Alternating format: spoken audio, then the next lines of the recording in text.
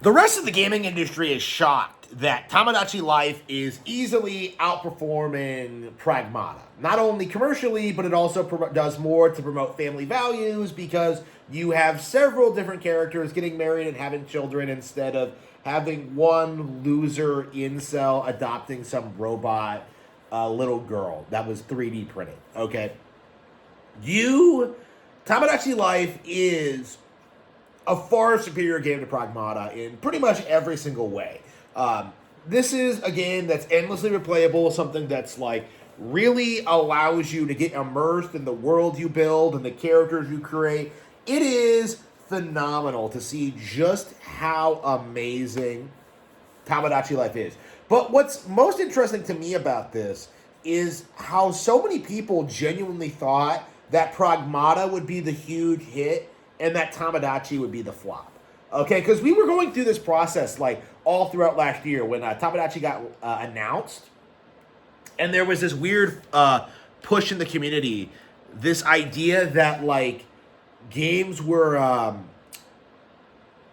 that Tomodachi was not going to be a big deal, that nobody cared about it, that nobody was talking about it, that this was going to be some huge, like, epic disaster. Like, that was the narrative for, like, a good long while, up until release. And there was a certain point where people started realizing that, like, wait a minute, this is actually going to be a huge hit. But for a long time, the narrative was that Tomodachi Life was just going to be a release that nobody cared for, that would have no momentum, that wouldn't do anything, that would just kind of completely fall apart, okay? Like, that's just my reality of it.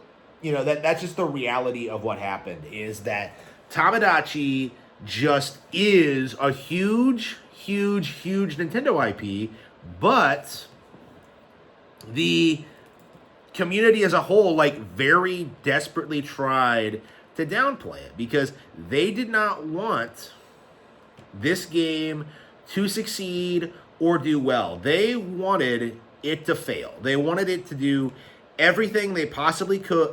They wanted to do everything they possibly could to like write this off, to move on from the Switch 1, to pretend that this thing doesn't matter anymore. We're on the Switch 2 right now, which, by the way, is failing. It's the next Wii U. You know, games like this were not supposed to do as well as they were. But we have seen a lot of this over the past year, where we've seen that because the Switch 2 is so well integrated into the Switch 1 ecosystem, that Switch 1 games are actually still doing very, very well. You know, the Switch 1 version of Pokemon Legends EA did like 8 million, you know, outselling the Switch 2 version.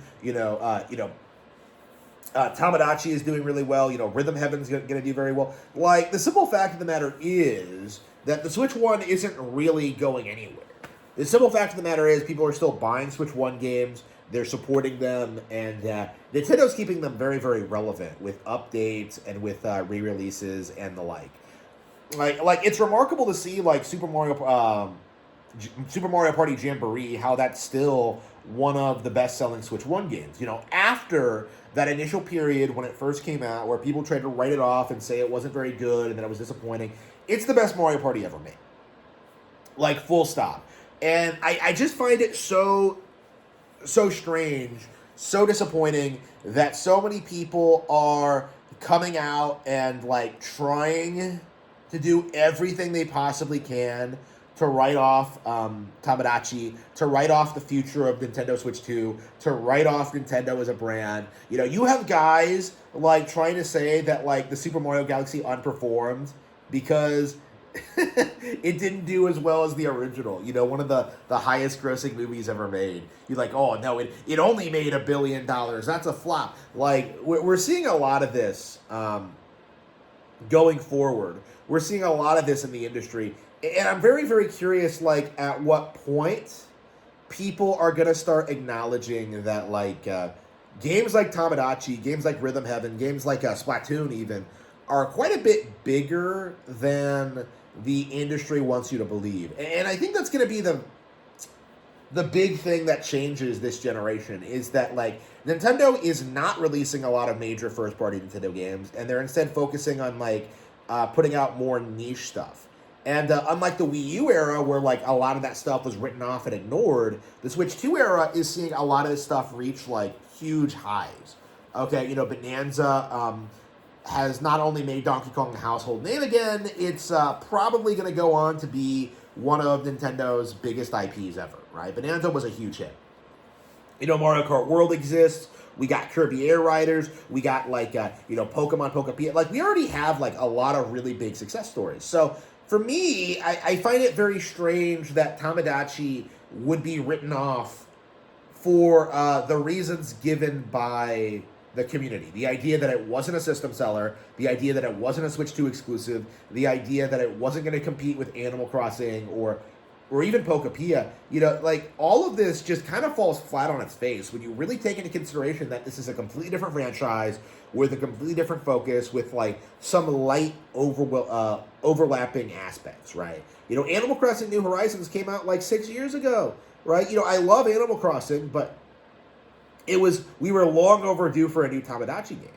And the simple fact of the matter is that if you play Tomodachi, if you experience this game, like, you really start to understand just how good it is and just how much fun it is to play.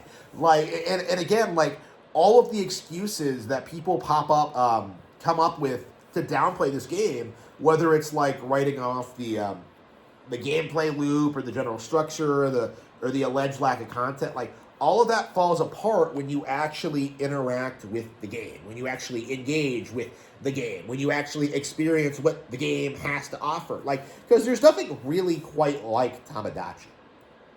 And I think people are realizing the hard way that, like, Tomodachi is indeed a pretty high-profile Nintendo franchise. You know, way bigger than freaking Pragmata, you know? And this is the same thing that happened with Doom Eternal, actually. Because we were told going into Doom Eternal versus Animal Crossing New Horizons that Doom Eternal would be the big game. You know, that Doom Eternal would go on to be this classic, that it would be this beloved game, that it was the big game of that year. But it got completely wrecked by Animal Crossing. Like, Animal Crossing surpassed Doom in relevancy a long time ago.